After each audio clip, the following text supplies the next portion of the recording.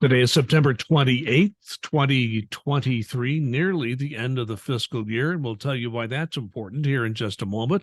Welcome to the Chapter 49 podcast. I'm Larry Lannon, volunteer, retiree, and person who's working as a volunteer in communications with Chapter 49. We certainly are glad you joined us today, and this is our government shutdown possibility podcast today, and I need to just mention something before we get started, because if there is a government shutdown, our chapter president, Duncan Giles, will no longer have access to his email account with the government. That means if you're getting a heads up on when we post these podcasts through those emails, they will not be coming if a government shutdown does happen. So if that is the case, there are a couple other ways you can find out. Number one, this podcast is on a number of platforms like iTunes, Apple Podcasts, Spotify. You can always subscribe to those. Just search for Podcasts by Larry Lannon, Lanna, and you'll see all my podcasts. I produce a number of them, but the Chapter 49 podcast will be clearly labeled there. Or an easier way to do it is just to follow or like our Facebook page. You can find that by searching on Facebook for this phrase, NTEU Chapter 49 Indiana, that exact phrase. Like or follow us there. You'll get that on your feed that you receive on your Facebook news feed. So I want to welcome Duncan Giles back to our podcast. He's always with us. Thank you, Duncan. Thanks, Larry. It's always good to be here. And we welcome once again Kata, Sybenga, the Legislative and Political Director for NTEU. She's joined us before. Kata, first thing I want to say to you is I want to apologize for the last time you were on the podcast. I mean, I live in Fishers, Indiana, and produce this from my home office, a suburb of Indianapolis, and we had a massive outage of our internet connection. We went 20 minutes, and all of a sudden, poof, it was gone. It was gone for an hour or two, so we couldn't get back up again. So we're hoping, crossing our fingers, there'll be no technical issues. So I apologize for that, but Kata, thank you for joining us once again. Oh, I'm happy to be here, and that was unfortunate we couldn't finish our conversation, but it was no problem. Well, good. Just I hate for that to happen, but sometimes those are out of our control. We are going to talk about the prospects for a government shutdown. You know it's coming. If you watch cable TV news, and we're recording this again in the afternoon of September 28th, September 30th, that's the last day of the fiscal year. But the cable TV news shows out their little countdown numbers now. We're out to so many hours and days before a government shutdown happens. And I have been to, I used to be a legislative coordinator for the chapter, so I've been to several legislative conferences, and I know how hard you work and your staff works to keep track of what's happening on Capitol Hill. Everybody on your staff knows the Hill very well. So just to give people an idea why we are having you on the podcast today, just give us an idea what your staff does day in and day out. Sure, absolutely. So our legislation department actually has kind of three major buckets, three major roles. We have our legislative representatives, our lobbyists, who are up on the Hill and talking to members of Congress and their staff day in and day out on issues that matter to federal employees, to NTEU members. And they are, most of them have worked as lobbyists or on the Hill for many, many years.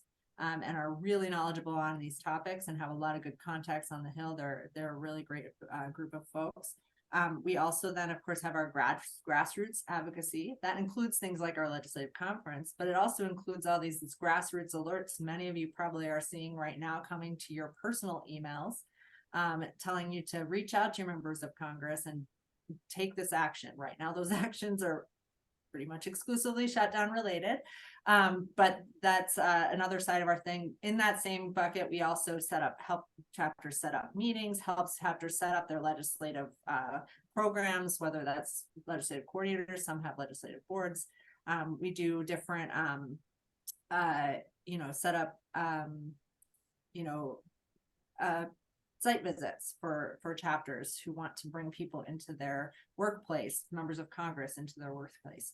So we do lots of things in our grassroots advocacy. And then we also, of course, have political advocacy, which I won't get into too much today since we're on work time and email and all of that with this. But but we do work on all of our election and political work as well through our department. So we have a great team, and all together, these things all work a lot together to do to try to advance the priorities that our members want to do, and the things that we want to get done for federal employees on the Hill. So again, I want you to give you a chance to say this again. We're about to talk about the shutdown, and when National NTEU is communicating with the membership, it's normally done through personal email. Explain how important that is at the National Union. You can do it easily on NTEU.org if you have an account there, or can set it up if you're a member. How important it is to have a current email address for the members who can get this information directly from NTEU at the national level.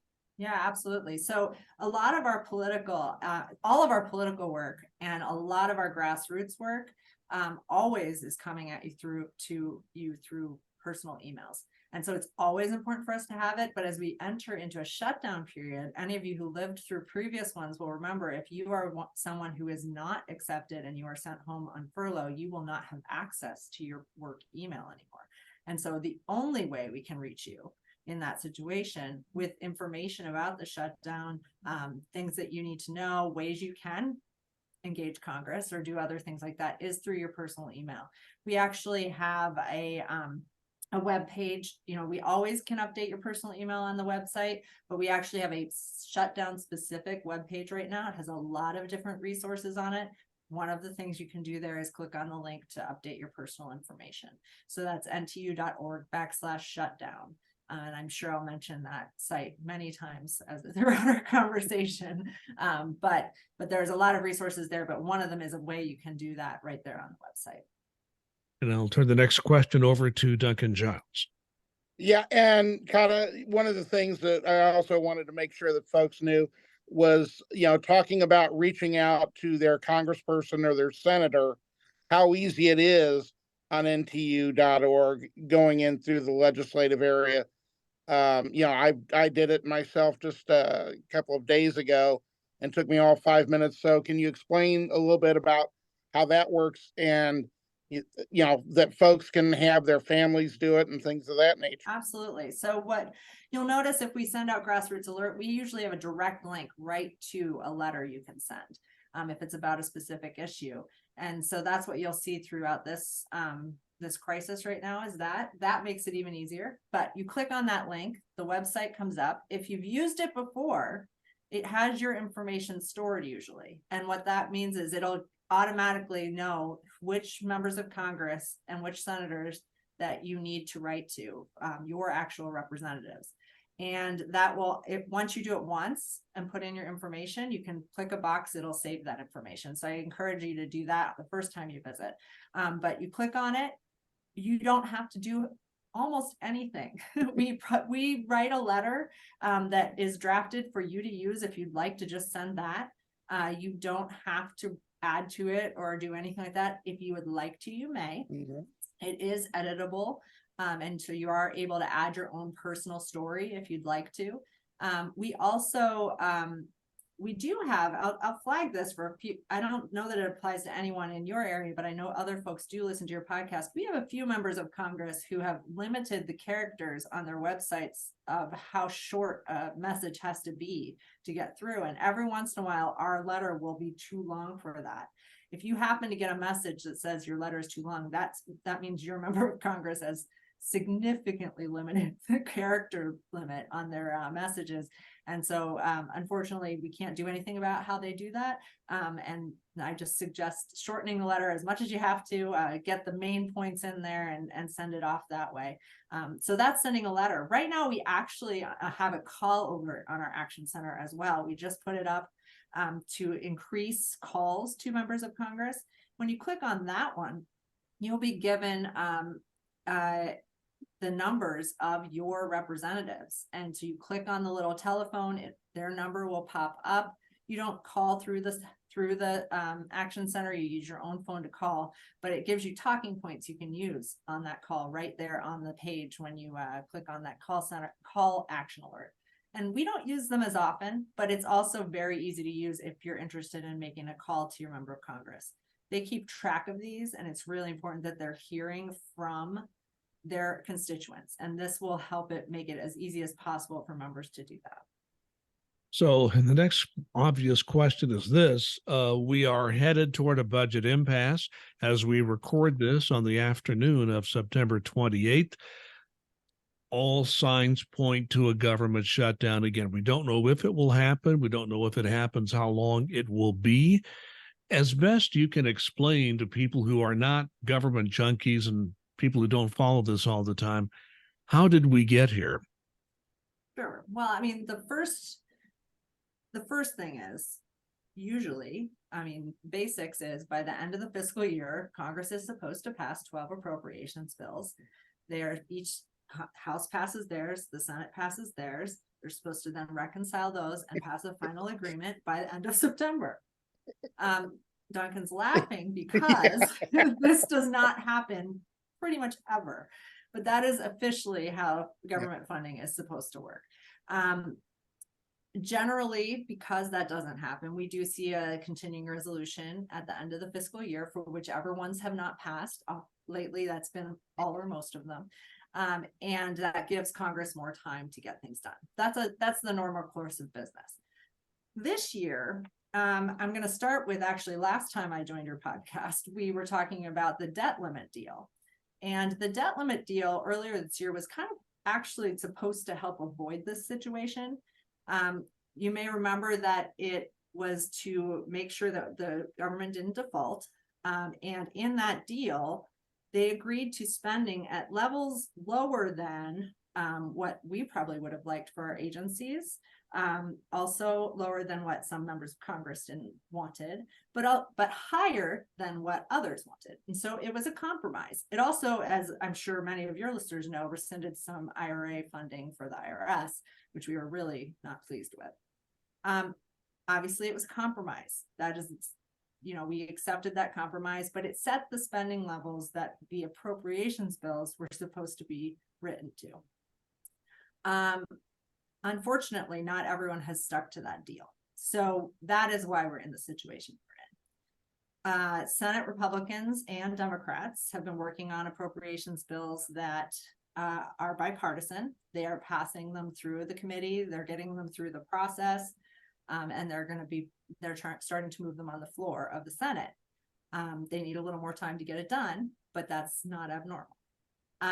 Unfortunately, in the House, all of the bills the majority there have significant deeper cuts than than they agreed to as part of that debt limit deal.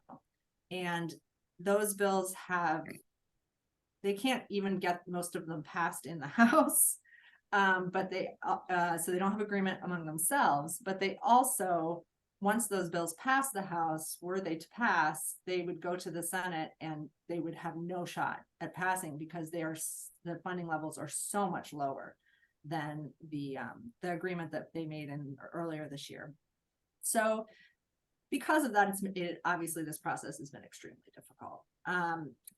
So that's the first part of it. The second part of why we are where we are, where we're talking about a shutdown right away at the beginning of the fiscal year, is because while usually that continuing resolution in September, at the end of September, is pretty much widely expected and supported, right now, House Republicans are insisting on incredibly steep funding cuts and some really controversial policy things to be included in that continuing resolution.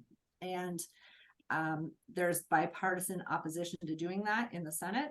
And so that's why we're a few days away from the deadline, unable to get even a continuing resolution passed. And then we hit midnight Saturday and they haven't done it yet. That's when we see a shutdown. Duncan, you get the next question. Okay, first off, that was a wonderfully succinct explanation of how we got here, Kata. Thank you for that, because that was great. Now the fun part comes. Where is the solution and how is the solution? When we, as I often say, I read the tea leaves to try and figure out, where the solution could come from, things of that nature. And, I've been very happy to see in the Senate, as you said, bipartisan and by a wide bipartisan margin, they've come up with a CR, they're passing bills, they're working together. But in the House, I have not yet seen anything that I can see that can be a solution without other dire consequences happening. And would like to get your thoughts on that. Sure. Well, of course, I wish I knew too. And I usually, to use your phrase, can read some tea leaves and get a general sense too. But I mean, while we've seen funding fights before, this one is pretty unprecedented. It's just completely different than what we've seen in the past. So it's really, it is really hard to see how it will play out. Normally, when there's a bipartisan budget deal like this, you can count on at least like congressional leadership to stick to that deal, the people who made the deal to stick to the deal. And right now we don't even have that. And so, if one group is kind of off on their own and everyone else is trying to move in one direction, it's pretty hard to see how to get them to pull back if they're gonna dig in their heels. And right now they really have.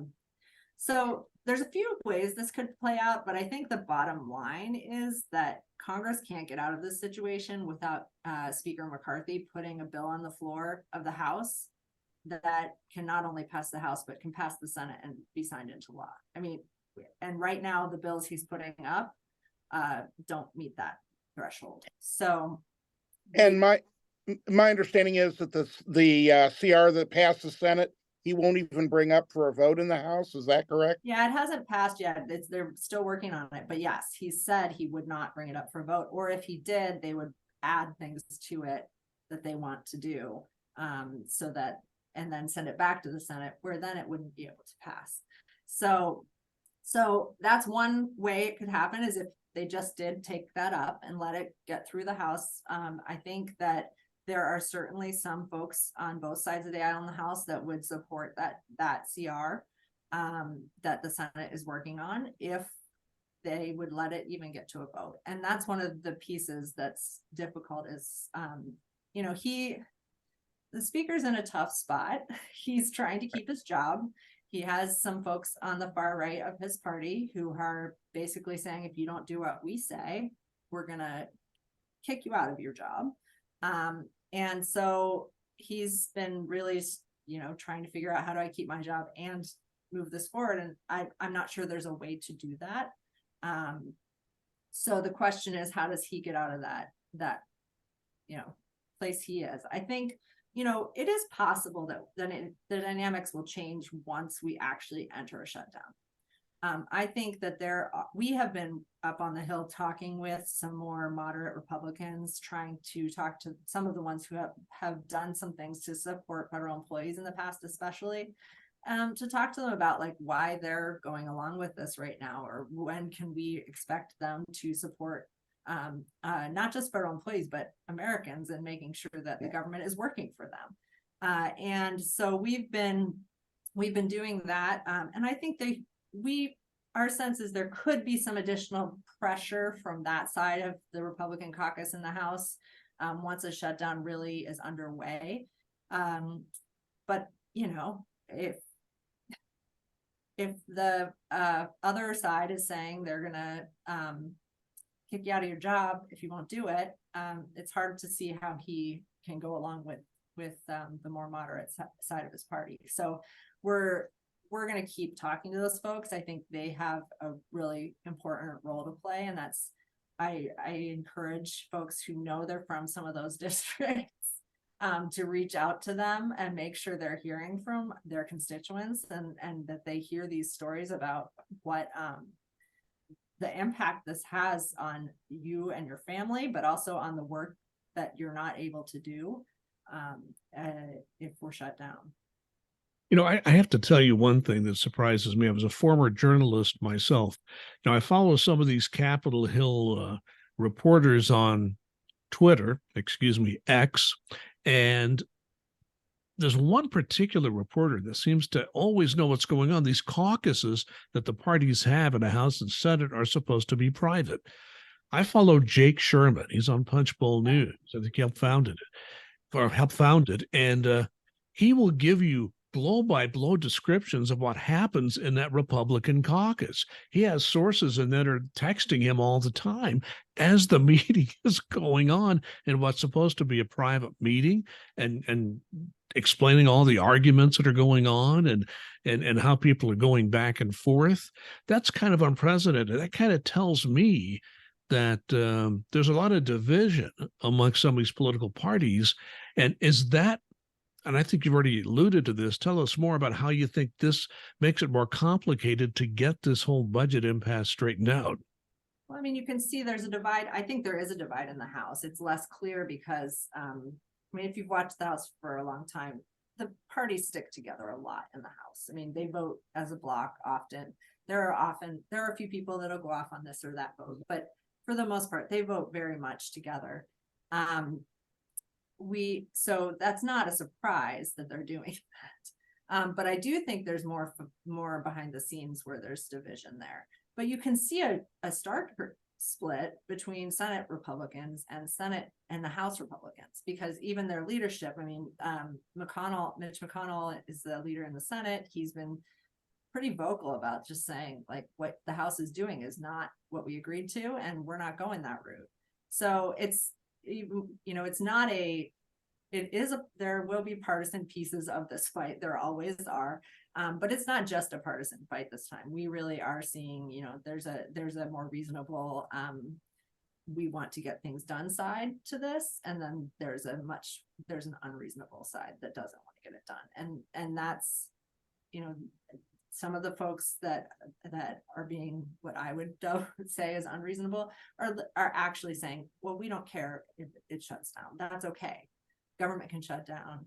We don't need these services. People don't need government. They're the same people who talk about wanting to fire all the federal employees, and there's many things that they're saying that they're just not they're not fans of effective government, and that is playing out in a very big way right now, and a way that's going to impact not just federal employees, but certainly federal employees, and then also our economy and Americans who rely on a lot of the things that our members and many other federal employees do. Yeah, effective government. Remember that phrase. That's there's some people in Congress, not all by any means, but some people in Congress who seem to feel that way. Duncan, you have the next question. Yeah, one of the things that I'm getting asked now almost constantly is, okay, we're going to have a shutdown. How long will it last? There's no answer to that question. When your folks are up talking on the Hill, do some of these moderates that you're talking to have any sense of how long they might let it go before they start really pushing back hard, or is it just right now anybody's guess? I think right now it's anybody's guess. I mean, I think, like I said, this one's a very different kind of fight than we've seen in the past, so it's harder to predict. We've been talking about the fact that we're likely shutting down for a few months already. This has not been a surprise. So right. The fact that they've let it get here, we're in the final days and they still don't have agreement is, we've been dealing with the same stalemate for a long time. And how do we get out of it? I think the pressure will build with a shutdown. We saw that during the last shutdown, the last long shutdown, and it was 34 days or 35 days. It was very, it got harder and harder for them to justify why they were continuing to hold up and have the government closed. So I think there will be some of that pressure that will come over time. Unfortunately, people will be hurt in the meantime, and that's just not acceptable.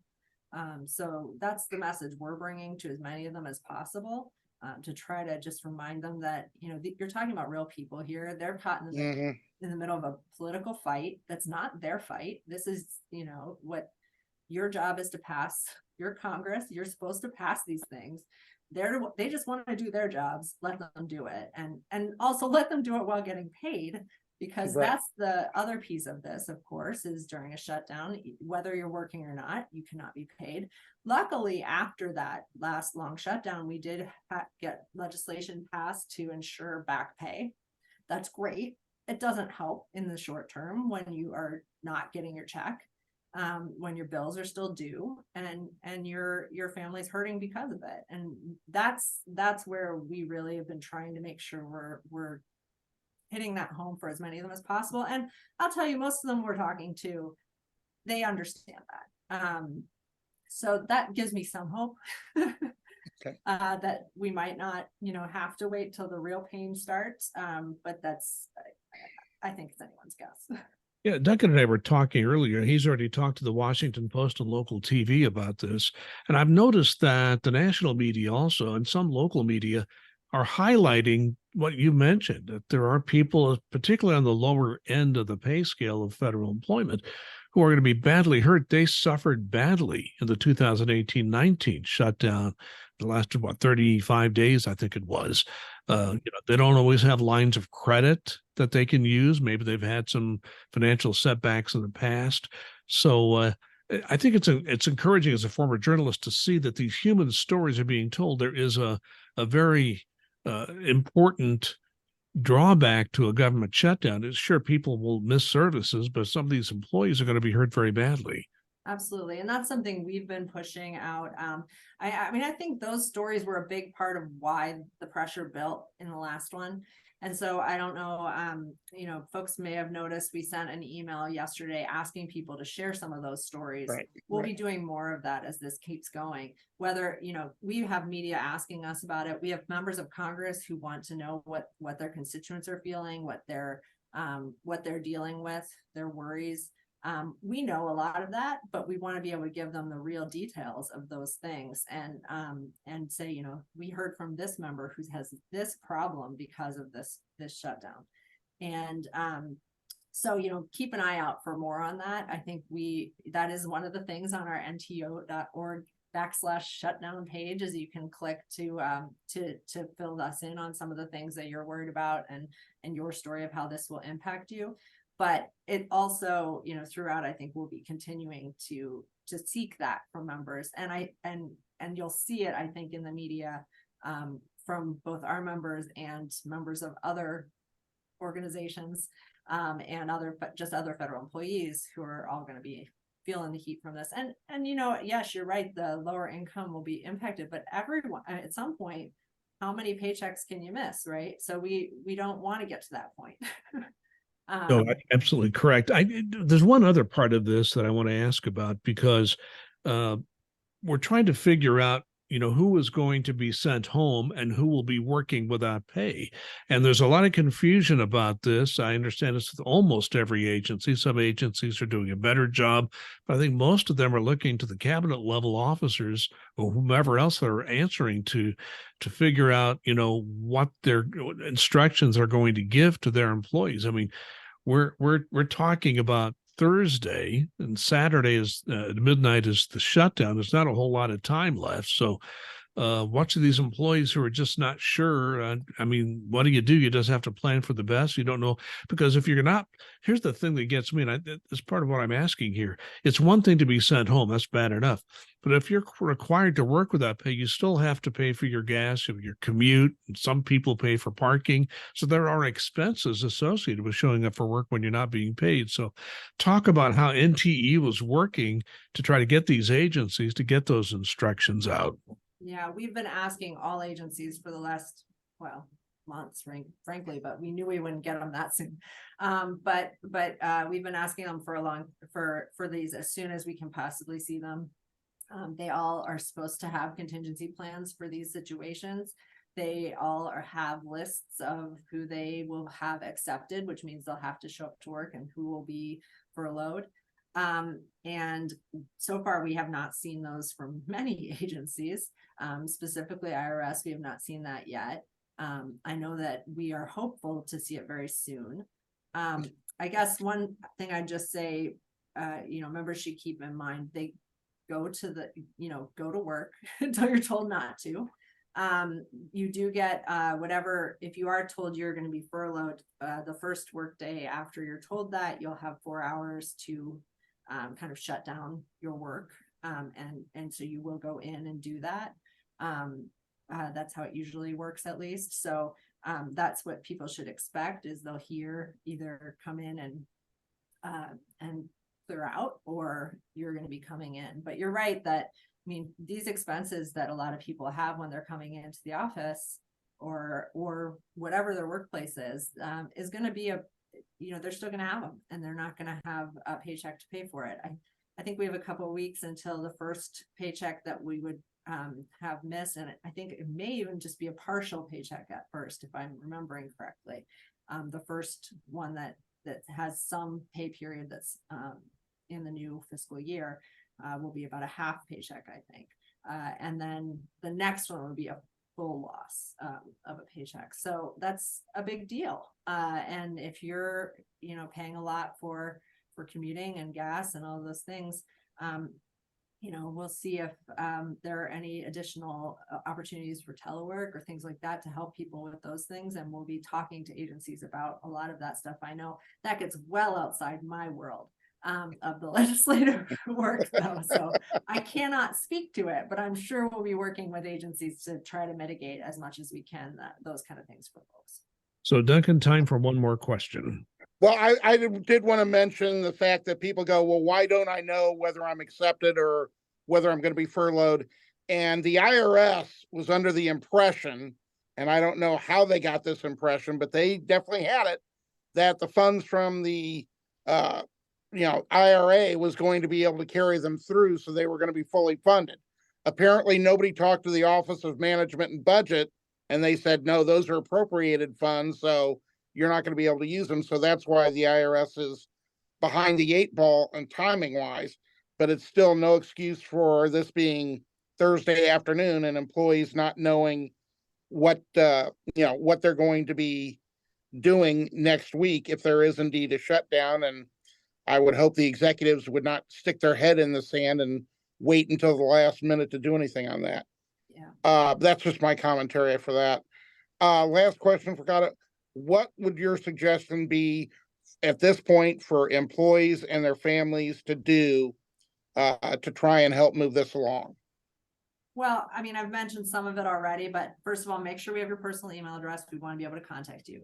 Check out the website to see the resources we have available there. We will be posting agency contingency plans there, things like that. But also we have a whole list of frequently asked questions that could help if you have a certain question.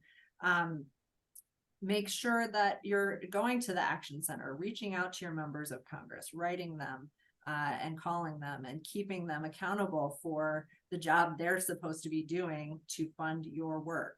And then, as this continues, keep an eye on your email. We are going to be sending out more information, more opportunities to engage. I expect we will see in many areas of the country different chapters and coming together to do rallies or petitions, meetings with members of Congress, those kind of things, and we'll be helping to coordinate those where we can, and making sure people are aware of them when they're happening in your area. So keep an eye on what we're sending out, what your chapter is sending out, because I think those will be some great resources you can use to help us keep pushing this and help make sure the stories of our members and of those really impacted by this are heard by Congress and by all Americans, so they understand the real impacts of something like this on people's lives. So, Kata, you did very specifically explain how people can petition their lawmakers. People who are working for the federal government are constituents of Congress. Every member of Congress has at least a few thousand federal employees in that district. Yep. So they should be listening, at least to some extent, to what those constituents are saying. Again, make sure you do this on your own time and equipment. Don't use government time or government equipment, but contact your members of Congress. Kata gave a good example earlier in the podcast of how you do that. Any last comment, anything we didn't think to ask, Kata, before we wrap this up? No, I don't think so. I think we've covered a lot, and I appreciate the opportunity to be here. Hopefully, if I'm back again, it will be to talk about how we've gotten something great done instead of another crisis. Averting on the another Hill. crisis. Yeah. So what we appreciate on our end the fact that you have taken time out of a very busy schedule at a time like this to update the people who watch and listen to this podcast. So, Kata Sybenga, thank you so much. Duncan Giles, thank you as well. This is the Chapter 49 podcast.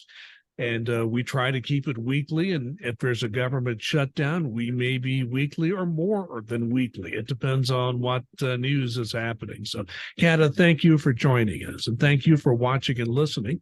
Please be safe and be kind.